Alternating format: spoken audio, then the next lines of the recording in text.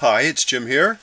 I thought it would be fun to share with you the status of my latest project, hacking the emergency alert system. And not in the way that will get us in any kind of trouble, just the way that we can have some fun and understand how it works. So without further ado, let's get into that. What is the emergency alert system? Well, that's what I was wondering about a week ago. I thought it would be fun to dig into that. I like to do that every year, is find a new area that I don't know anything about, dig into it, see what's going on. I'm a very curious person. I do have a long history with computers and radios, and I have a license from the government for amateur radio. So those things interest me. So I wanted to know, when you're listening to the radio or watching television and you hear the emergency broadcast system and you hear those tones, I knew that from my early days in computers that there was data embedded in those tones. I was nearly certain of that. And so I decided to look into that last weekend. I'll share with you the progress that I've made, but first I need to share with you the history, or if there won't be enough context and you won't appreciate it. So let's go into the history of the whole thing right now.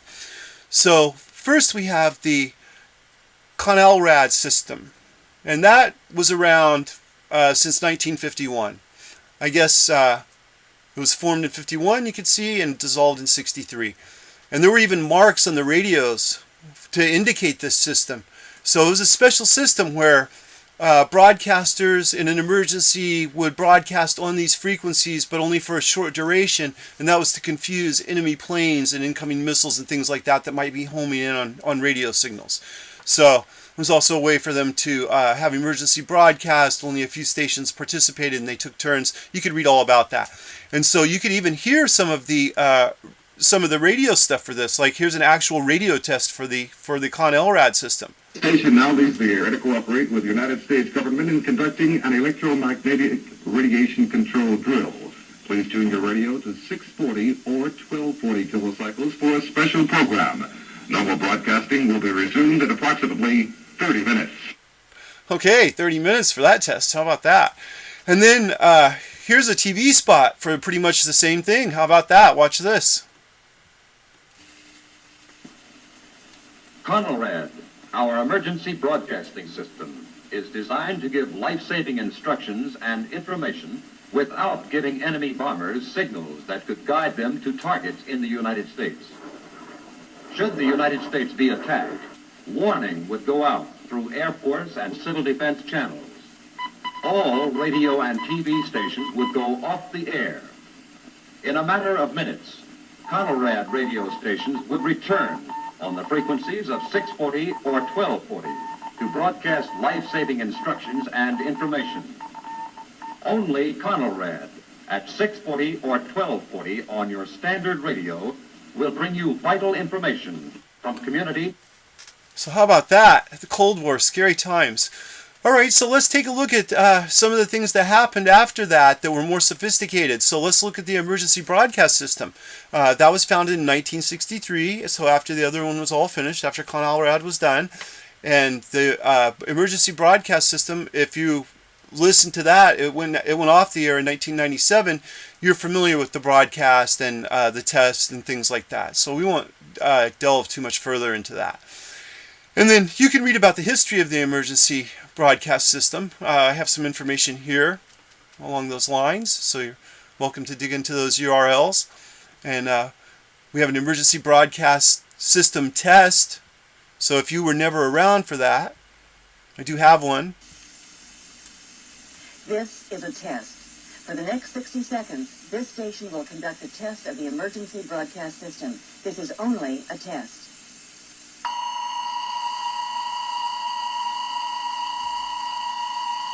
So all of it's very interesting so far with the history, but as you can see, the only information that's coming and that's being conveyed is in the actual broadcast signal itself, in the audio and the visual. There is no embedded information or digital data yet, so they haven't made it to that yet.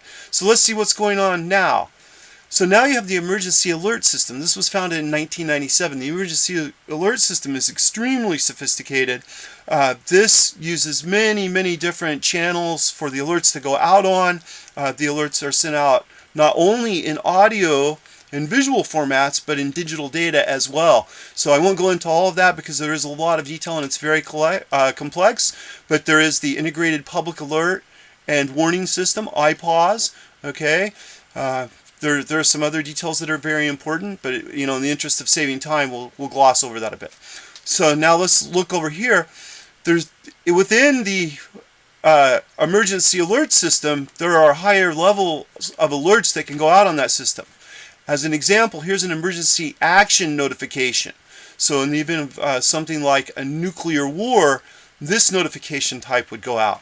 So there are different entities using these same codes that can issue these messages. So this would be the emergency action notification, like from the president, but you could also have like civil authorities. Okay, so the same code for that would be CIV. All right, so this is all set up for many different purposes and to do many different things. So it controls national events, state events, county events, weather events. It's all consolidated into a warning system. And here you have the very first national EAS test, and so that's pretty exciting to see the first one. Alright, well, we're just a couple of minutes away from the very first National Emergency Alert System test. I get to be on the air when this happens, so I'm kind of excited about it. And they've been making a big deal about it for some reason. I mean, how used to tests like this are we? I mean, it comes over TV all the time. I think I even saw one yesterday. So, but for some reason, they're making a big deal out of it. So.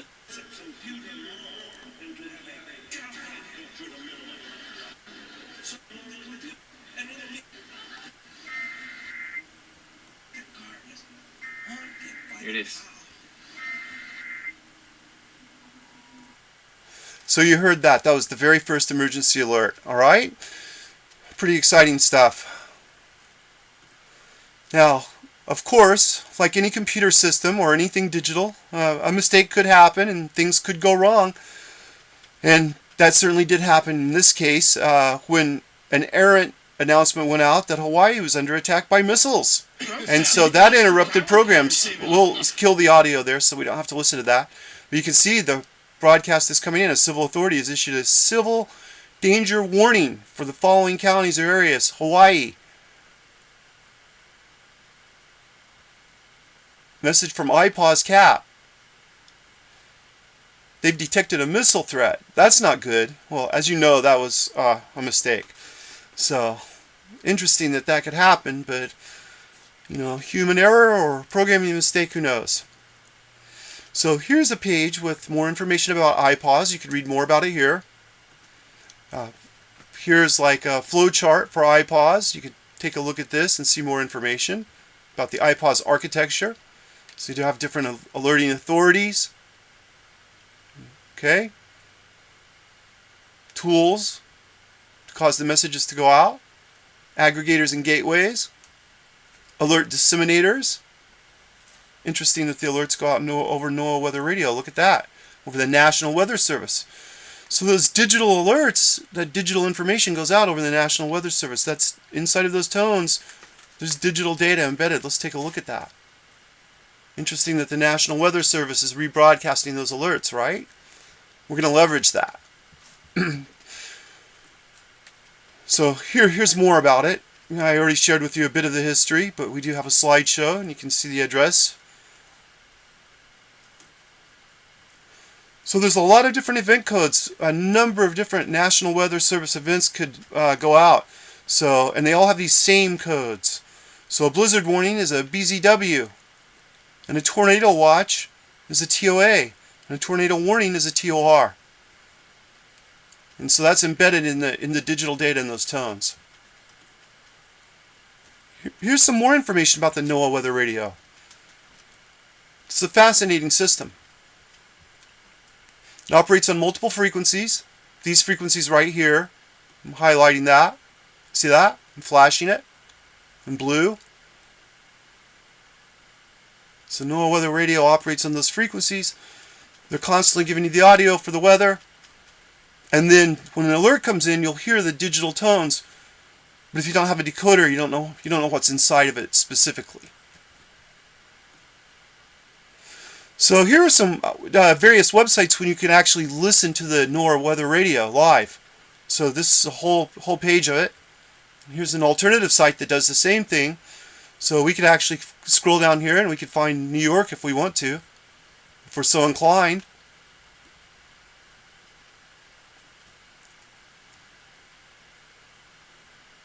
And let's choose Riverhead. Southeast winds 5 to 10 miles per hour. Monday night, mostly cloudy. Lows in the lower 50s. Southeast winds 5 to 10 miles. So the idea is you're listening to the weather radio, and then superimposed over the weather radio audio, you get those digital data tones that contain the embedded emergency alert system data. So that's our goal here, is to figure out what's going on with that.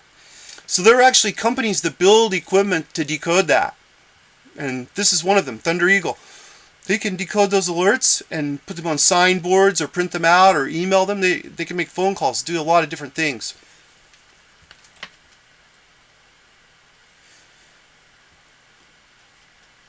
So this gentleman, a fellow licensed amateur operator, KK5JY, he was also curious about the emergency alert system.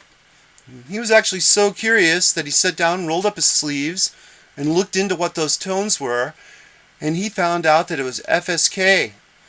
Alright? And it's 521 bits per second, FSK, and he built a complete decoder for that. How about that? Look at that. So here's his decoder. It's called NWSRX. And you point NWSRX at a wave file, and so he has a wave file with some tones in it. That's all that's in there.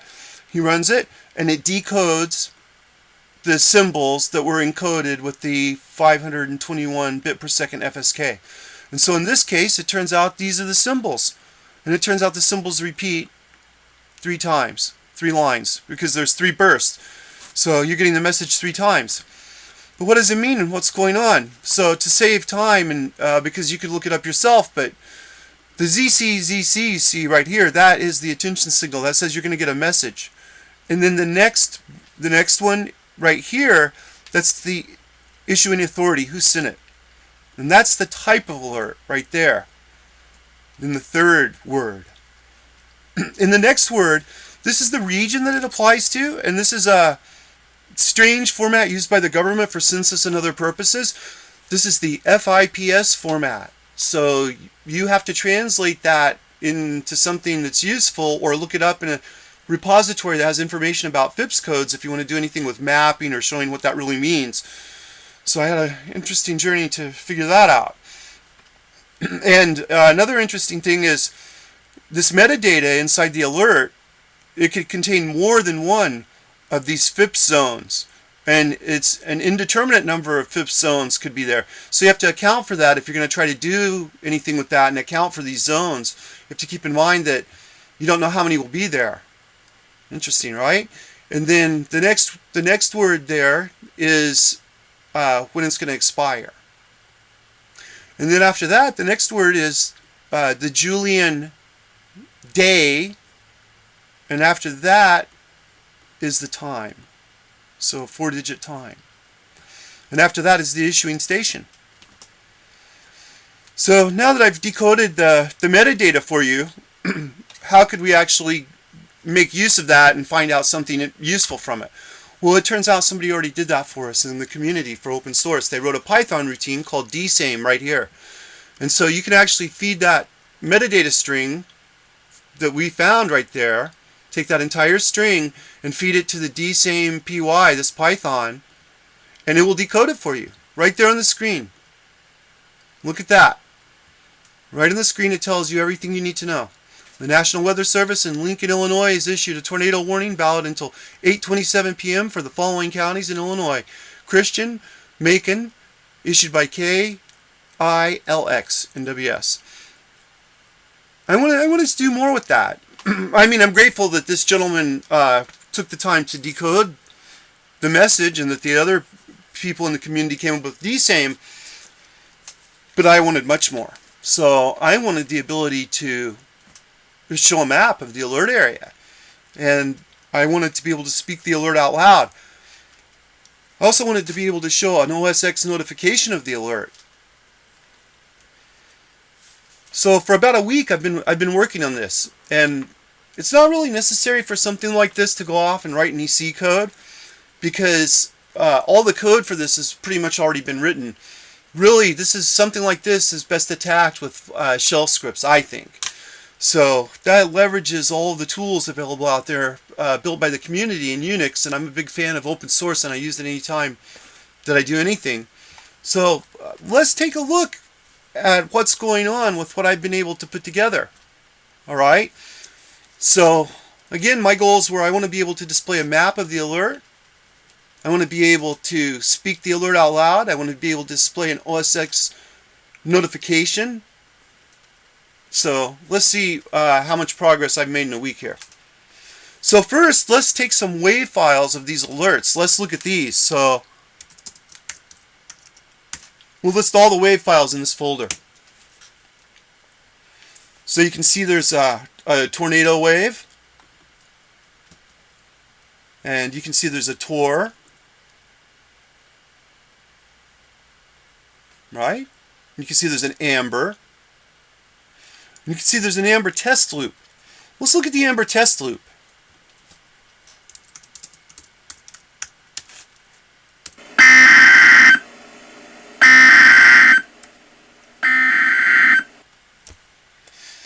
So there's nothing in the amber test loop except some tones, and those are the same tones that you hear during the emergency alert that we might hear over the NOAA weather radio. And so that gentleman, the amateur radio operator, he was good enough to write the open source code to decode those tones, and then the community wrote the other Python routine to look that up, this, the DSAME. But as I said, that's not enough, and the DSAME routine won't look up amber alerts at all, so it doesn't do that. And I want to be able to build maps, so I need to really look all this up myself. So that's what I've been doing for the last week, is I've been writing a shell script to parse everything out and go do all the lookups myself and find everything. And now I'll show you the progress that I've made on that. So one of the fascinating aspects of this gentleman's code to decode the digital data and get the metadata for you, the NWSRX, if we run that against the test loop that I just played, right, the amber test loop, you can see what happens is it displays the metadata contained within. Alright, so what I have to do inside my shell script is I have to break all that metadata off and then go look it up and process it and make sense of it and do something meaningful with it. And so that's what I've done. So now let's take that exact same loop and run that through my system. Now we could approach this a completely different way. This gentleman did a fantastic job on his code. So if we just run his decoder by itself, it can actually listen to a sound device. So you can tell it monitor a sound device continuously, and then when it finds the tones, it'll stop processing. You could output that to a file and process it yourself. And that's the approach I'm taking. But if we wait for an actual alert to come in, we could be here a very long time, right? So I could turn on the National Weather Service for sure, and we could listen to Rochester or even Riverhead. Per hour. Tuesday, mostly cloudy in the morning, then becoming... But who knows when an alert will come, and we don't have time to wait for that. So what I've done is I've written a debugger routine. And in the debugger routine, I can feed the name of a WAV file and cause the system to process it as though it came in the real-time stream. So let's do that. So let's call my debugger, which I named debugger, and let's play the same one, the amber test loop. It's a WAV file, and I don't need to put the WAV extension on. Now, let's see what happens when I play that. Smart Alert Maps, TM, and Smart Alert Map Danger Zones, TM, are trademarks of Jim Ames, N2NHU. N2NHU Real-Time Emergency Alert Decoder Copyright 2020 Jim Ames, N2NHU. All rights reserved. Powered by N2NHU Smart Appliances and the Open Source Foundation. This is a statewide alert.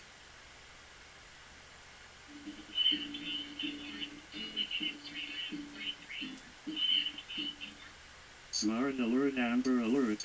see on screen Smart Alert Map Danger Zone being displayed now. Click Mac Notifications to see the Smart Alert, then click the top link in the feed to see the Amber Alert photo and details.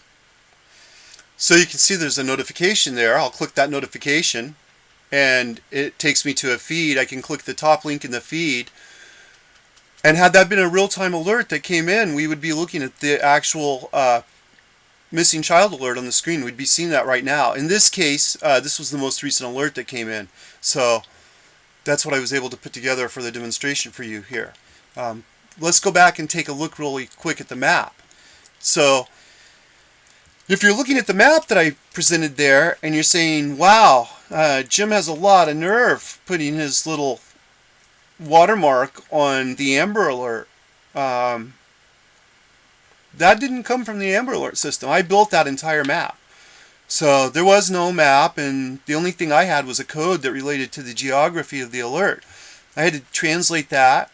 I had to find a tool to draw that map, and then these bitmaps that you see for Amber Alert and for my trademark, I superimposed those using some techniques that I found.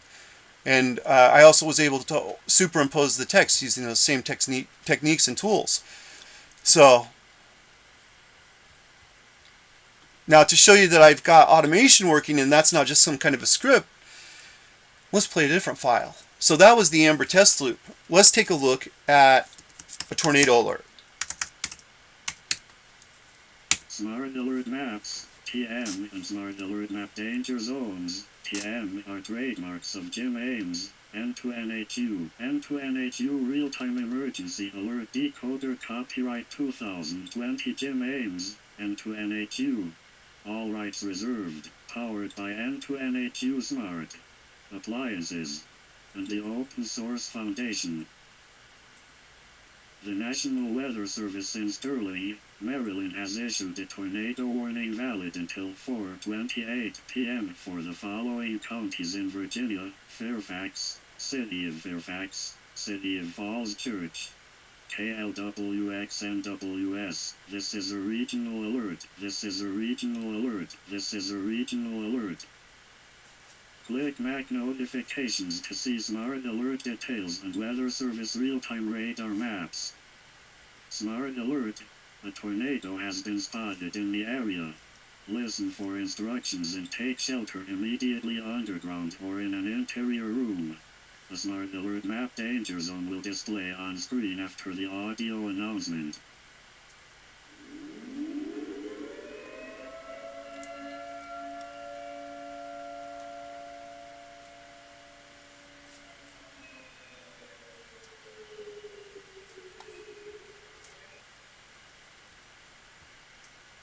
So I will confess to you that building the map was quite an adventure.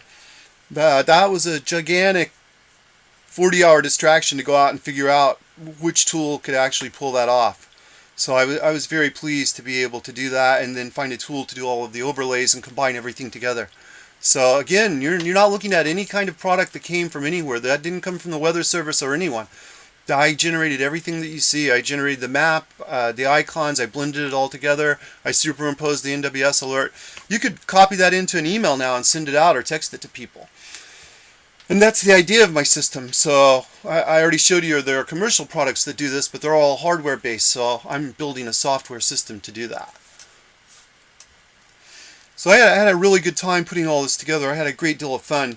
Let's take a look at the Mac OS X notifications.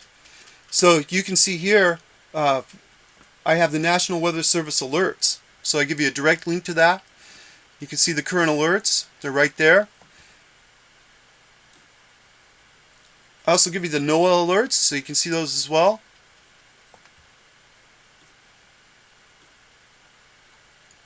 And then I give you some of the better maps. We have the NWSRX National Radar in real time.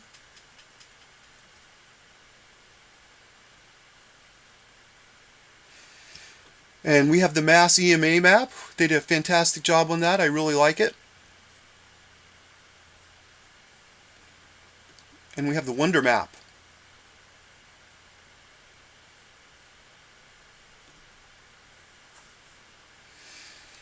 So I had a great time designing it all, and I had a great time making the demo for you, and I hope you enjoyed it as much as I did, and I'll continue to share my progress with you.